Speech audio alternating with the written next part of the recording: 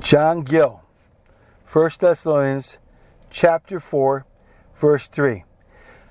Reading first from the King James Bible, quote, "For this is the will of God, even your sanctification, that ye should abstain from fornication," unquote.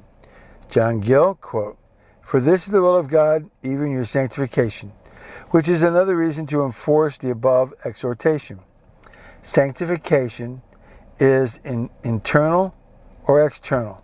Internal sanctification is the work of the Spirit of God and is the principle of spiritual life in the soul, a divine and spiritual light in the understanding, a fluctuation of the will to the will of God, and a settlement of the affections of divine things, and is an implantation of every grace in the heart.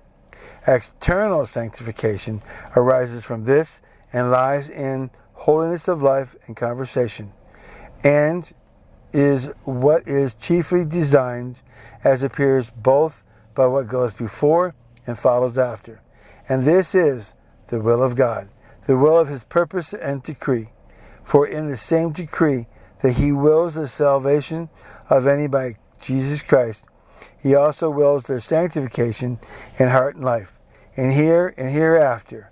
And this is his approving will, or what is well-pleasing in his sight, being agreeable to his nature and divine perfections, particularly his holiness, in which he is glorious, and it is his will of command and what he requires in his law, which is holy, just, and good, and perfectly agrees with the sound doctrine of the gospel and the revelation of his will, and both.